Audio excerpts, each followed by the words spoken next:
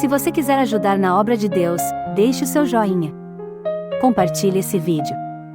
Se inscreva no canal. Deixe o seu comentário. Assim, mar de bênçãos serão derramadas em sua vida. Amém? Muito bem, meus queridos. Estamos aqui mais uma vez para falarmos da palavra do nosso Deus, né? Então, no capítulo 11 de Marcos, há uma história interessante sobre o poder da palavra. Jesus e seus discípulos estavam a caminho de Betânia para Jerusalém e Jesus ficou com fome. E vendo de longe uma figueira com folhas, foi Jesus até lá ver se nela, porventura, acharia alguma coisa para se alimentar. Aproximando-se dela, nada achou senão folhas, porque não era tempo de figos. Então lhe disse Jesus: nunca, jamais coma alguém fruto de ti. E seus discípulos ouviram isso. Agora, naquela época, quando a figueira ela estava com muitas folhas, era comum, era normal acharem no meio das folhas, mesmo fora de tempo, 2, 3 ou 4 frutos, no outro pé mais 2, 3 ou 4 frutos, era isso. Agora, quando era na época dos frutos, aí elas ficavam super lotadas, né? Agora, vocês vejam bem, eis aí Jesus falando a uma árvore. Vejam bem que os discípulos ouviram Jesus falar: nunca mais haja fruto em ti, e os discípulos ouviram, tá? Agora, meus queridos, a situação é tremenda, né? Evidentemente, nada pareceu acontecer naquele exato momento em que Jesus falou. Mas a Bíblia prossegue contando o que aconteceu na manhã seguinte. Jesus e seus discípulos passaram novamente pela figueira. E passando eles pela manhã, viram que a figueira secara desde a raiz. Agora vocês vejam bem, desde as raízes a figueira secou. Então Pedro, que não deixava passar nada, né? Falou: mestre, eis que a figueira que o Senhor amaldiçoou secou. Ao que Jesus então lhe respondeu: olha, tenham fé em Deus, porque em verdade vos afirmo que, se alguém disser a este monte: erga-te, lança-te no mar, e não duvidar no seu coração, mas crer que se fará o que diz, assim será como ele falou. Tá? Agora, vocês vejam bem. Eu quero que os irmãos observem nessa mensagem o seguinte: que nesta passagem, Jesus falou mais sobre dizer do que sobre crer. Está vendo? Vejam bem o que Jesus disse. Em verdade vos digo, tende fé em Deus, porque em verdade vos afirmo que se alguém dizer, pode ver que Jesus, se alguém disser, né? Pode ver que Jesus não disse se alguém orar, se alguém clamar, se alguém implorar. Não, se alguém dizer. Que é comum nós, pregadores, não vigiarmos nessa expressão, e no púlpito nós falamos: Jesus está dizendo, irmão, se nós orar com fé, esse monte muda. E aqui Jesus não disse orar, ele disse disser. Você chega e dá a ordem: sai daqui e vai para colar. tá? É igual muitas igrejas, mas muitos mesmo têm a mania. A pessoa está possessa por um espírito imundo, fica aquele monte de pessoas em volta do endemoniado, ele rolando para lá, ele rindo, ele xingando, aquela coisa toda, e os crentes orando. Opera, Senhor, opera, Senhor. A Bíblia ensina, irmãos, que para endemoniados também é como Jesus falou para o gadareno. Jesus não orou ao Pai para o gadareno, né, ficar liberto. Jesus disse, sai dele. Jesus disse, sai dele. Entendeu? Então o monte sai daqui e vai para colar. Endemoniado, sai dele, demônio. Essa é a ordem. Uma ocasião, um rapaz de uma igreja foi orar comigo, fomos na casa de alguém para expulsar um demônio. Chegou lá, o marido da mulher estava sobre ela, segura para lá, segura para cá, ele quase não dava conta de segurar, aquela coisa toda. Aí eu li um texto da Bíblia para expulsar. Quando fomos iniciar o ato de expulsar demônios, o rapaz, Senhor, opera agora, faça a tua obra. E eu simplesmente ordenei, saia em nome de Jesus. Aí ele parou a oração e ficou me olhando assustado. E o demônio saiu, né? Aí na estrada ele falou, mas pastor, o senhor não orou? Eu falei, não. A Bíblia não manda orar por um endemoniado. A Bíblia manda expulsar. Manda dizer, sai. Entendeu? Eu falei, é o mesmo também em questão de doença. Você chega no enfermo, enfermidade maligna, sai dele em nome de Jesus. Por quê? Porque você já tinha que ter orado antes para receber autoridade, receber força espiritual, para poder expulsar aquela enfermidade. Tá? É o que Jesus Cristo disse para todo mundo, curai os enfermos. Não está mandando orar para que Deus opere, para orar pelo enfermo, para que Deus manifeste seu poder. Não, está mandando orar assim, sai dele, ou dela, ou seja quem for, né? Agora, algumas pessoas, irmãos, têm tentado interpretar esta passagem como referência à oração, não tem jeito, tá? Isso é no mundo, não é só no Brasil, não, é no mundo. Grandes pregadores, você vê orando aí, ele ora em cima do enfermo, ora, mas nunca ordena para a enfermidade sair no nome do Senhor Jesus. Certamente a oração tem um importante lugar e é uma fonte de tremendo poder, mas aqui Jesus está falando sobre dizer, fale para esse monte, e não orar nesta hora. Chegou na hora, é mandar sair, até um monte, hein? Antes que você possa dizer de acordo com esta passagem, entretanto, há mais uma coisa que precisa saber, meu irmão. Eu preciso, vocês precisam, nós precisamos. Você precisa saber como não duvidar em seu coração. Bom, agora aí é problema, hein?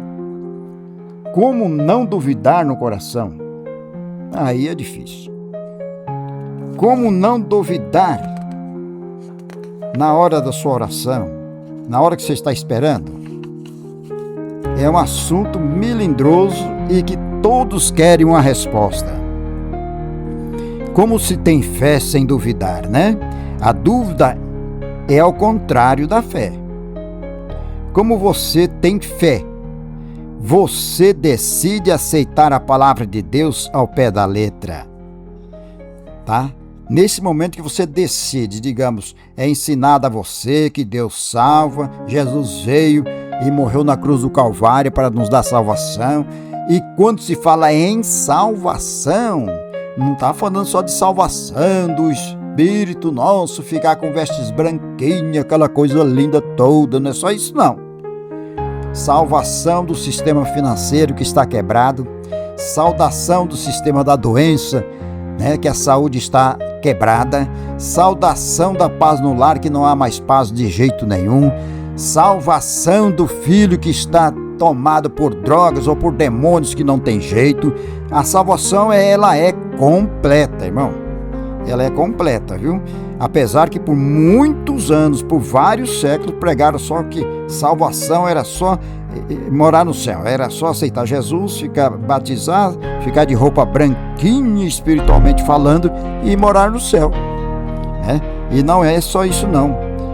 Então, para você, como você tem fé sem duvidar, é neste momento que é ensinada a palavra de Deus, você coloca essa palavra de Deus no seu coração, assim, o plano da Bíblia, tá? Digamos, tudo que pedires em meu nome eu farei. Aí você fala, bom, então, essa palavra fica no meu coração. Tudo que pedir a Deus no nome de Jesus, Ele fará. Então, isso eu creio. E fica no seu coração. E fica essa mensagem no seu coração. Agora, irmão, você tem que ser firme. Porque você decidiu ter fé. Tudo que pedis em nome de Jesus, Ele vai fazer por mim. É a Bíblia que fala, então eu creio. E aí você seja firme nessa posição. Aí você fala, mas pastor, tem momentos que eu fico com medo, acho que não vai acontecer. Mas você continua crendo que Ele fará? Continuo, mas com medo. Não tem problema.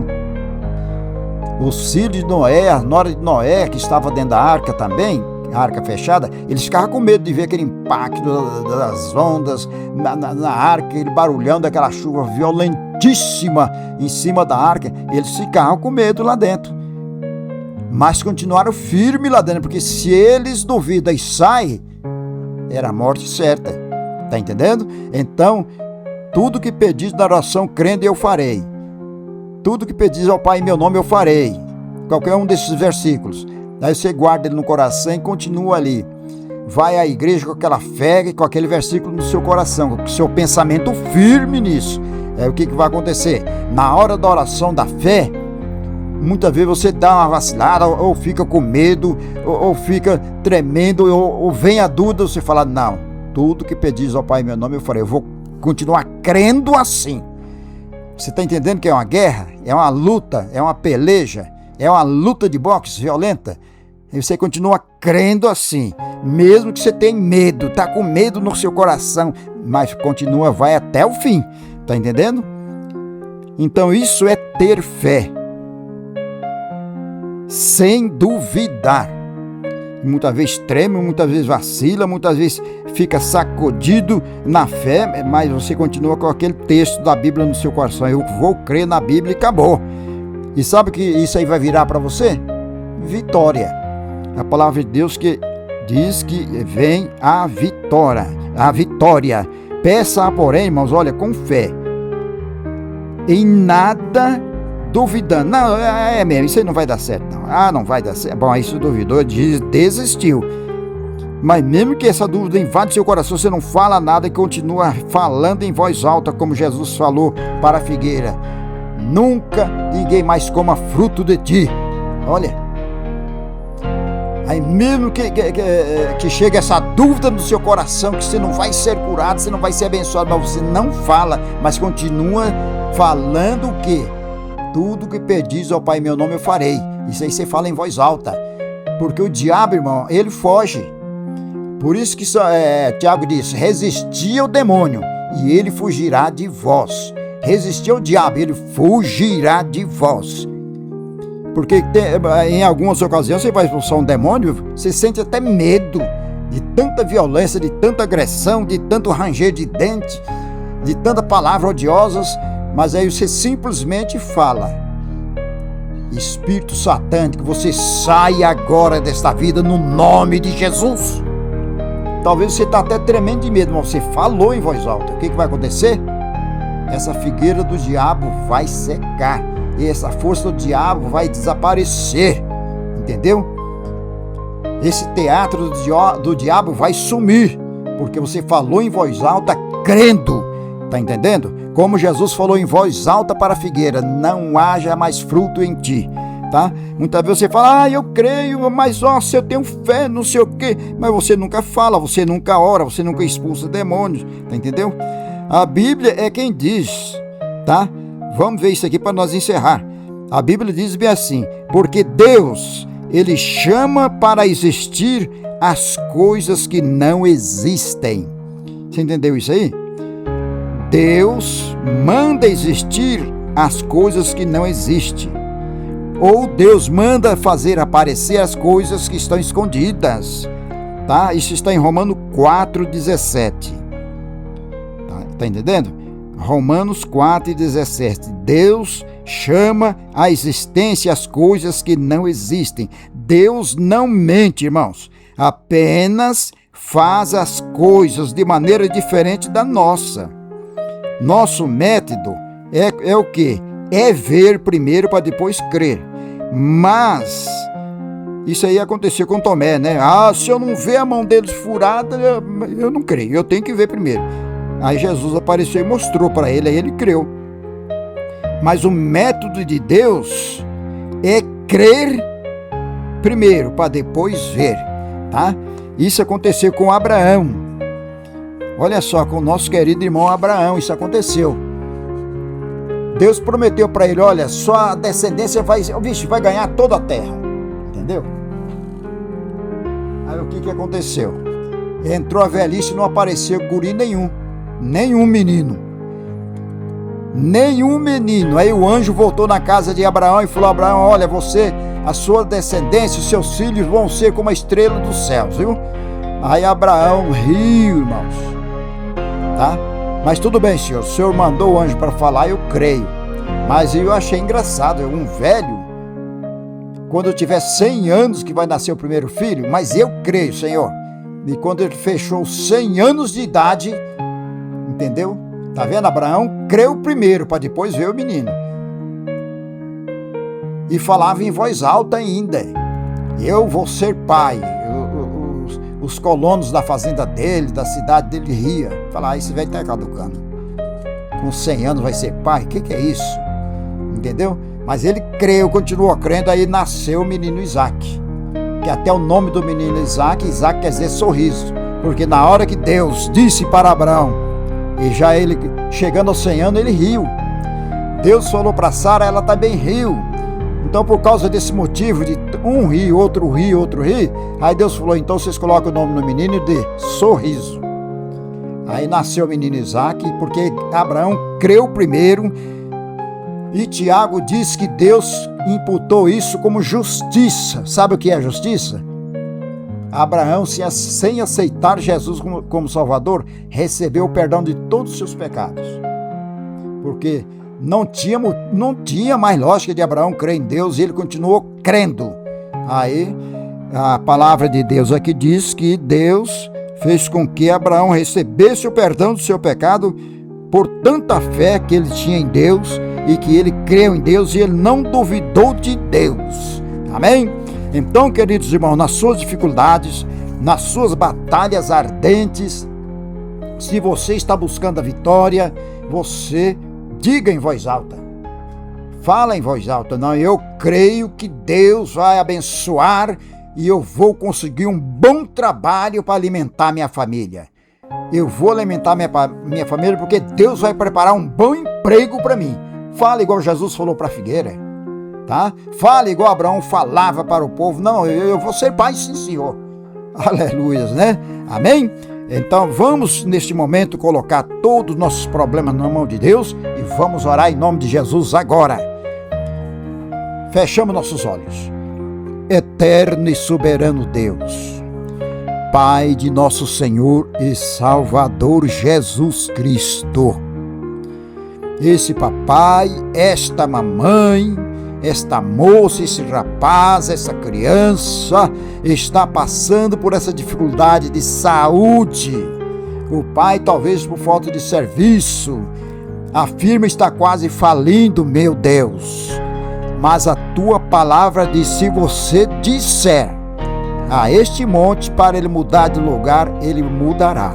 Então, meu Pai eterno, no nome de Jesus Cristo agora, a mão poderosíssima do Senhor tome posição agora em favor desse lar. A enfermidade alojada nesse homem do alto da cabeça até as plantas dos pés, na mulher, na moça e no rapaz e na criança, aonde essa enfermidade estiver alojada, Senhor, o Senhor a acha, o Senhor a localiza, e no nome de Jesus Cristo estamos dizendo: enfermidade diabólica, saia nesta hora em nome de Jesus. Desocupe esse corpo, saia agora em nome de Jesus, em nome do Nazareno eterno, e não volte nunca mais. Amém.